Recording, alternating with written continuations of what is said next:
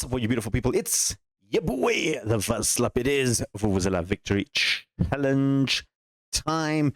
Capping off the weekend with some more football action. 2 Premier League games for you.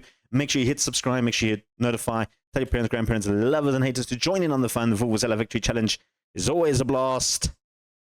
Let's run that intro.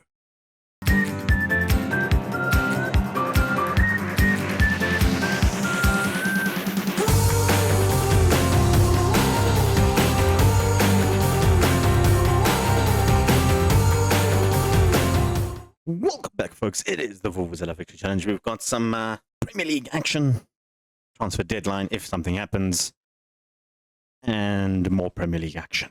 That's right. In terms of results, we'll go through them quickly. Of course, last time out, we've had a mixed bag of results in terms of just the league in general. Of course, last time losing to Chelsea 2-0 wasn't great. We bounced back with a 1-0 victory over Newcastle, 5-1 victory over Newcastle, rather 1-0 over Everton. We did drop points to Manchester United 2-1. Bit of a disappointment in that one. Also ended up drawing to Arsenal in that one. They were the better team in this one. Beating Southampton 4-0. And then that was our most recent Premier League game in the FA Cup. We did beat Bradford City 4-1. We then drew with Swansea 2-2, so there is a replay coming up after the Brighton game. We're not going to show that. We're just going to go straight into the Bournemouth game. So we're doing Brighton, Bournemouth, and the transfer deadline if anything happens. That is the plan. In the Champions League, we were qualified in first place.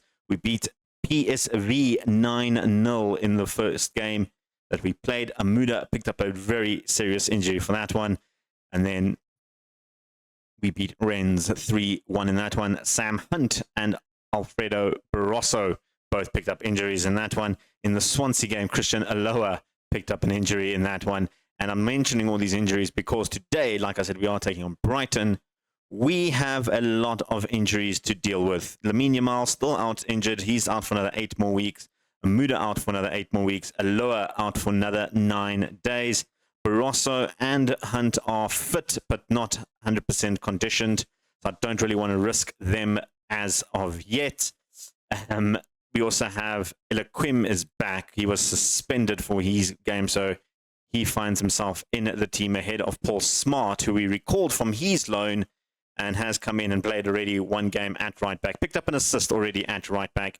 Actually bringing him back to play as a centre back because San Roman was also out injured. He is now back to being fit again.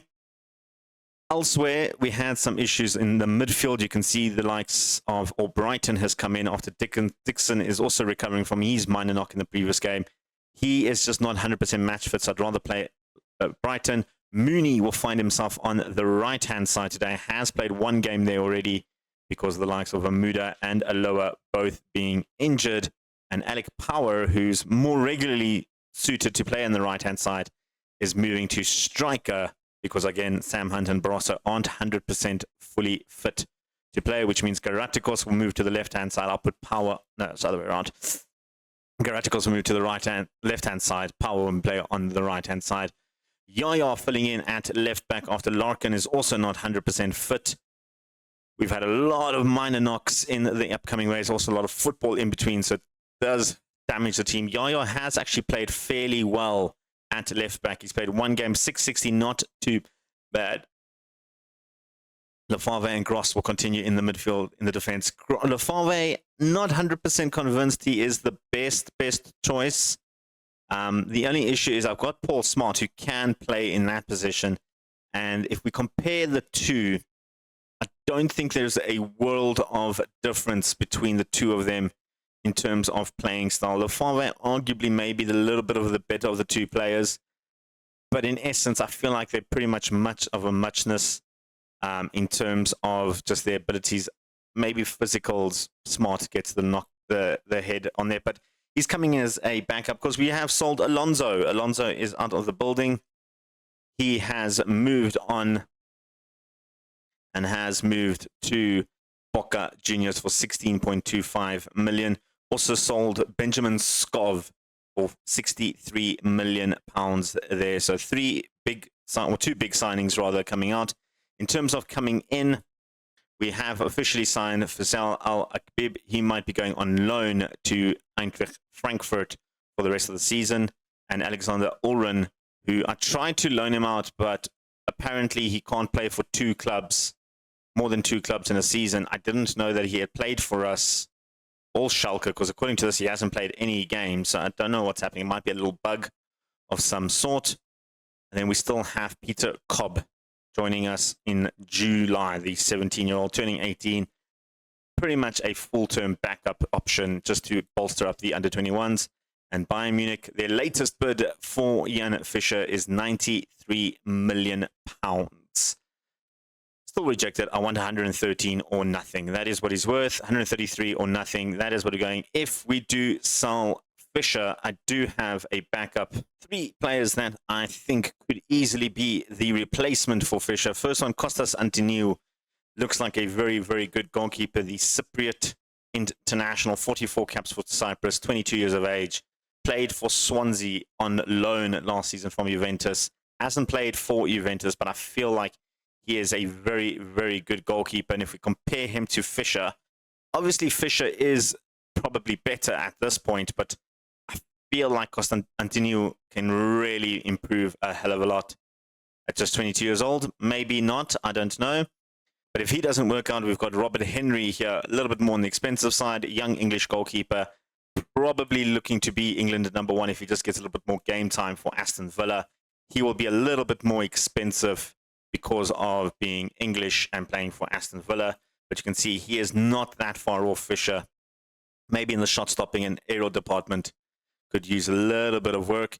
And then the third choice that I had in mind, which is probably the most likely of the 3 that I think could actually be our next first team goalkeeper in terms of, being a first team goalkeeper, is Zakaria Goncalves over here.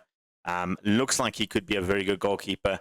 Maybe probably the best in terms of just overall ability, I feel, but at 22 years old also. There is guys like Prucha here who I do like the look of, but I just don't have 110 million to spend on a goalkeeper. Even if we sell Fischer for 133, we don't have a good retention in terms of that. Even Carlos Alves, also extremely good goalkeeper, Portuguese international. And the other one, Chavez from Arsenal, who they're never going to sell me this guy for cheap. So, yeah, it's a little, like I said, it's a little bit up in the air. We do have a youngster that we have on our shortlist in Roji Uchida, who I might just sign for the sake of signing a new goalkeeper next season. At just 18 years old, if we compare him to Iglesias, you can see he's not that far off Iglesias with 2 years left to develop properly to reach the age of him. So it might be a good option for long-term goalkeeper. The same for Andre Luiz here, another young prospect that I have been looking at. Anyway, enough about that. Taking on Brighton. This is the team, like I mentioned. Fischer, Yaya, Lefave, Gross, Lequim, Ferreira of Brighton, Mooney, Vida, Power, and Gratikos. Let's go to the game. And the game is underway 7 minutes in, and Brighton, who have been a thorn in my side for quite some time, are pushing forward. Lawson shooting wide, not hitting the target. A little bit of a warning shot from us. Brighton not having the best of season this season. Last season they did a lot better. I think with European football, they're struggling a little bit to keep up with the pace. A good little save there from Arts. Could have gone anywhere. Didn't go to one of our players. We have the recycled ball, though, with Yaya down the left. Vida. Gratikos maybe should have hit the target there. He hit it over, guys. He literally hit it over. Free kick in a dangerous position. Ferreira has scored 1 or 2 before. This time it's saved by Arts and cleared over for a throw-in. In terms of the league, we are quite far off the pace. We're 11 points behind Chelsea, including this draw. If we do win, we go 9 points behind them. So we need to keep up the pace with Chelsea. Of course, there's still lots of football left in the league. Only 23 games played. It's still anyone's game. We need to get to the Champions League spots at least. We need to try and maybe break away from the likes of West Ham and Man United and try and secure our spot in the Champions League football. Eloquim to Albrighton. Gratikos went for a long-range effort, blocked by the defender. Albrighton again He hasn't had much game time, had a long-term injury to start off the season. Finally trying to get back into the squad after the numerous of injuries that we've had, especially in the midfield. Ferreira, Mooney, Power, good ball to Eloquim. He's got options ahead of him. Takes it on his own instead, though. Eloquim going to the byline, finds Karatukos. It's to the back post. I think Casteleo got the final touch there. And it is an own goal. It is 1-0 to Liverpool. And you can see the highlight here. I thought Eloquim might pass it through into Mooney. Didn't. Cut inside. Power let it go. And, I mean, if Casteleo didn't get the touch to it, Vida probably would have. And it is 1-0 just before the break. Good result so far. Vida with the short corner to Karatukos looking for Ferreira. Bounces around. Gross got the shot, but the keeper made the save. Arts with a good save there. Vida trying from the other side this time. Looking for Eloquim. Can't find him. Karatukos hits it out for a goal kick for some reason. Good defending on his part, I guess. But at halftime, it is 1-0 to Liverpool. We are beating them. We are the better team so far. I feel like we should be doing a lot better. Just noticed Roy Pedro de Neves playing for Brighton, our former Porto guy, joining Brighton permanently as well. So they have sold him. It's a good signing. He is a good young prospect. I feel was a young prospect. Not going to tell the team too much. Just say they're doing okay. I'm not going to rock the boat any further than I should. Ramos to Roger. Back to Ramos. Karte looking for options for Brighton. Trying to find Casteleo. Trying to make up for his mistake. But he gets dispossessed. Karatukos now looking for options. Vida on the break now. Vida cutting down to the byline. Goes to the back post. Power was there. Alec Power with his second Liverpool goal of his career. And that was a good, solid little finish from the right winger / forward today. And that's what you love to see is guys stepping up. When other people are injured, you need people to step up. And Alec Power, absolutely thunderous header. Nothing Arts could have done about that. 2-0 up. Exactly where we want to be now. And there's a corner to defend. Yaya hits it wide. Dinas Neves looking for Morton. Larson. Mikali trying to bring it down to the wing. He's got some company in. I think that's Lefave they were chilling with him. It was actually Vida. Vida was all the way back there. Yaya easily pulls that apart. Ferreira looking for options. Couldn't find him. Got Das Neves again. Ramos. Ate, back to Ramos. Rogers through on goal. Roger takes the shot. Brighton have pulled one back. They've pulled one back. Just doing Brighton things against us. They pickpocketed the defense here. And I need to blame Lefave. They didn't stay with his man. You can see he tried to cut in. And I mean, I suppose he had Zuma just behind him as well. So it was difficult to mark there. It was a good pass right through the midfield. I think it was actually Gross. I don't think it was Lefave who had that issue. I feel like we need to make some swaps. I was about to. And Casteleo now has a throw-in for Brighton.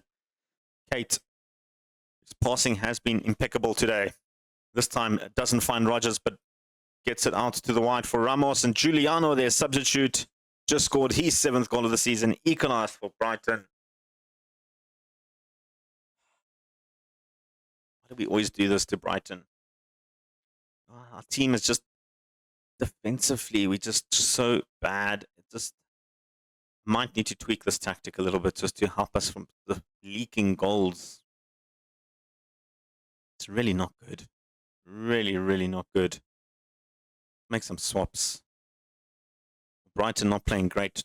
I'm going to bring in Drew Dixon. I know he's not 100% fit, but he can still fit in there. Mooney not playing great.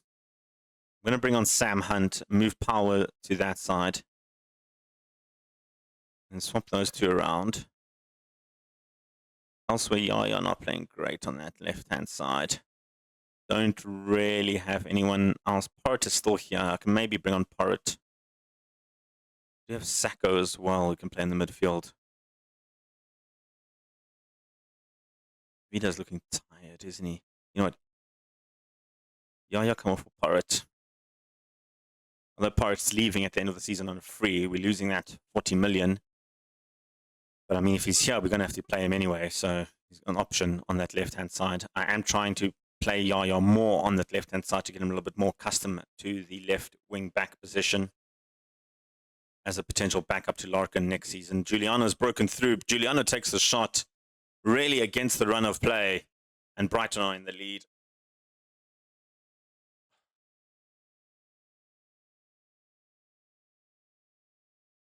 What do I do? What do I do? Do we tweak this tactic? Do we have to? I feel like we need to. We're just playing defensively. We're just so bad. If that helps a little bit defensively.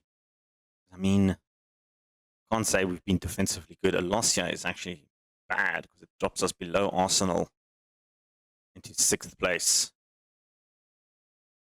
Got a corner. Vida will step over it. He could go short. He does go short to Ferreira. Goes back to Vida in a nice spot. Played around, hits the crossbar. The Fave back to Porritt. Tried a long-range effort. Then he's given the ball straight to Giuliano. He's got a breakaway now. Hold it back. And we got away with that one. We're going to make some more swaps here.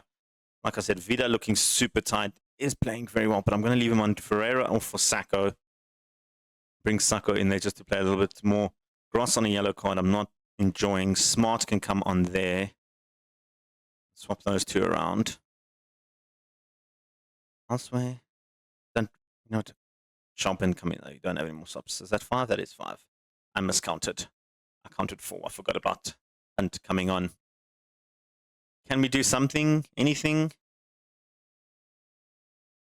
Let's go very attacking for the last 7 minutes. Maybe we can do something. It doesn't look likely, and really the 3 shots Brighton have had on target are the 3 shots that have counted. They've made their chances work.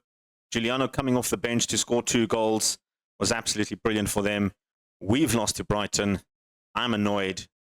We've got transfer deadline day coming up, and we've got Bournemouth coming up. We gave that game to Brighton. We really, really did. I am going to tweak that tactic a little bit to try and make it a little bit more defensive. I think the shape is going to stay the same, but I think the instructions are going to change. We'll come back for transfer special on transfer deadline day. And if something happens, if nothing happens on transfer deadline day, then we'll just come back for the Bournemouth game. Right, ladies and gents, we're back for the Bournemouth game. And as you can see, I have changed the tactic a little bit. I know I said I wasn't going to change the shape. I ended up changing the shape a bit more defensively with a couple of guys in attacking options. Only thing I want to do is change that to support. Right, so this is what I'm trying. It worked against Swansea. Did beat Swansea 2-0. Very good game, very relaxed game. In terms of stats, Swansea weren't really in the game, which is what I wanted to see. Low shots, low number of targets. That's what you want. We had 20 shots, 4 on target, so you still have that firepower up front with the front 3 instead of a front 4. So it is the idea, I guess, behind it. This is the team that I'm going to start. Same team that started against Swansea. It's Fisher in goals. Gross, Lafave, and Yaya will be the 3-man defense. Lafave playing as a ball-playing defender, while the other 2 will be his wide centre-backs. Elequim Ferreira in the centre of the midfield, playing as the Ferreira and Dixon as the DMs rather than midfielders.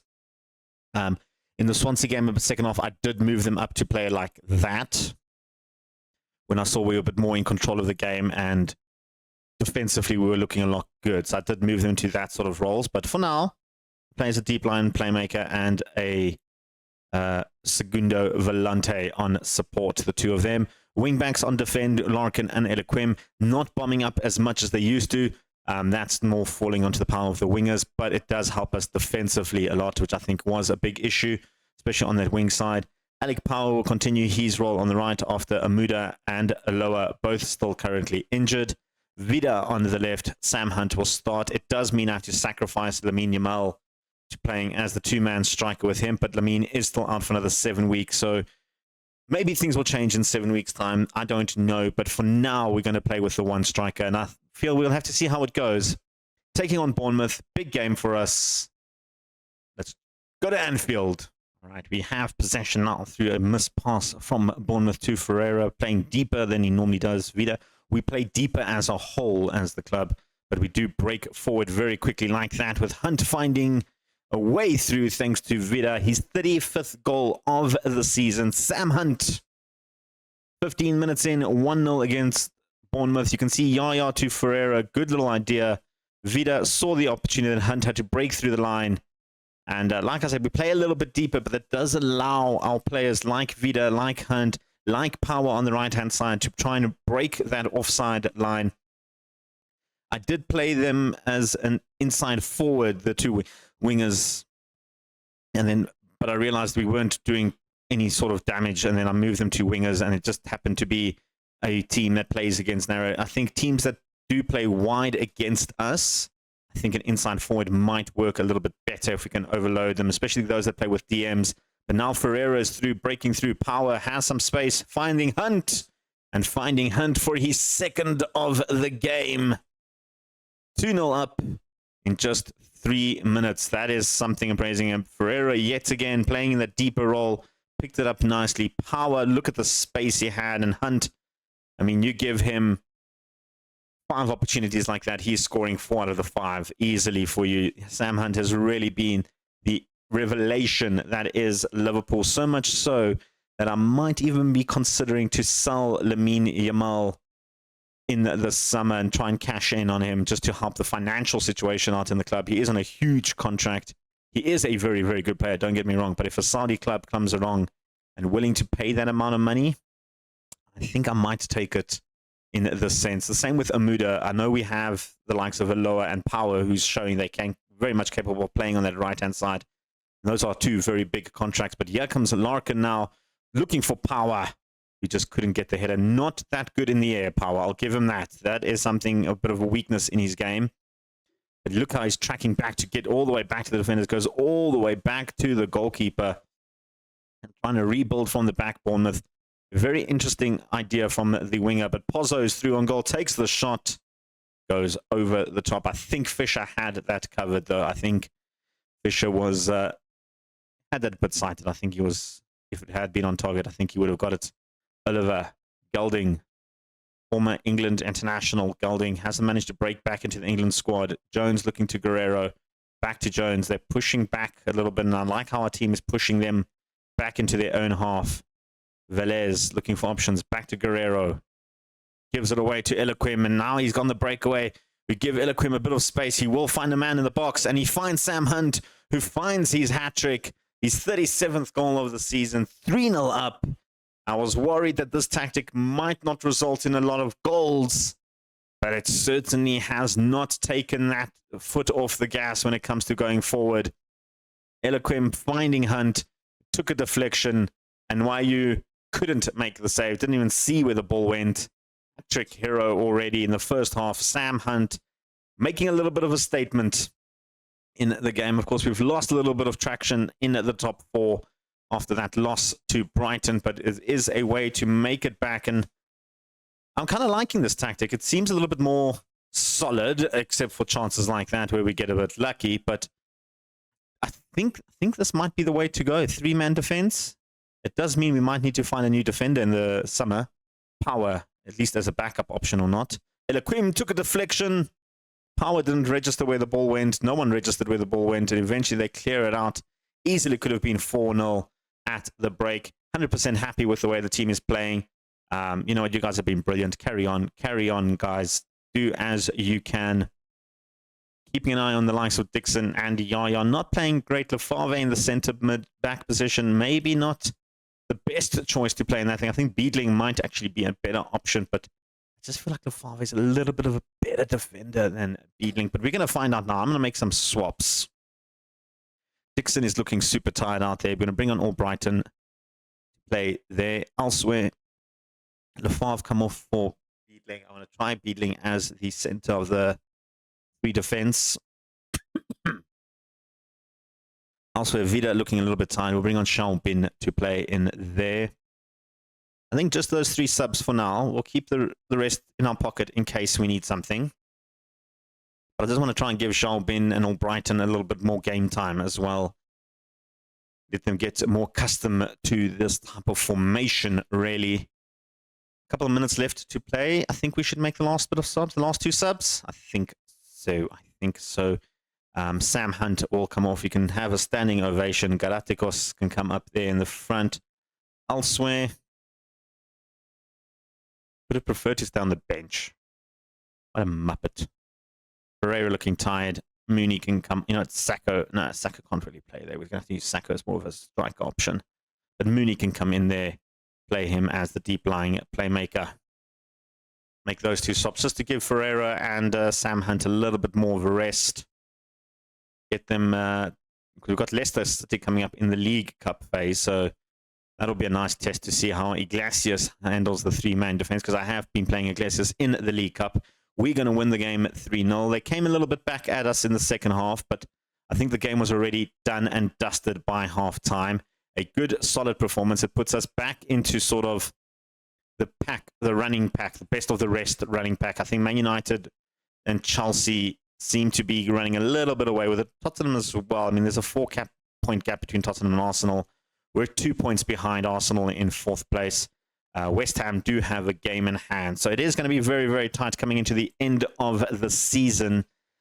Something I'm looking forward to. We do play Tottenham, which is a huge, huge game. I am going to play that off camera, though. In terms of when we're coming back, I think this round, the round of 16 Champions League, if it's a nice big banger, I think these 3 games, the 2 Champions League games and Crystal Palace in between, could be where we come back. Of course, a lot of cup action in between all of that, and some Premier League games, 2 or 3 of them, in fact, Tottenham, Man City, and Leeds. Man City, they've recovered under Alberto da Silva. He's come in to sort of steady the ship. Made some really good signings, I feel, in the transfer, bringing in... They haven't made anyone, though. They sold a couple of players. I think they loaned out a few players, actually. Didn't really buy anyone or sell anyone for substantial amount of money. Interestingly, this is the only signing they made, and that was in June. Wasn't even in, but they're doing well. They're fighting back hard. A good little, you know, fight back for Man City. But anyway, for us, though, I'll see you guys next time. Well, folks, that is it. One good result, one not so good result. Change in tactics seems to be doing okay for now. I'm going to play a little bit more with that tactic and see how it goes. Apologies. Can't remember if I didn't mention that there was no transfers that actually happened in the transfer window. We literally just went right through it. Not even an offer on Fisher, nothing.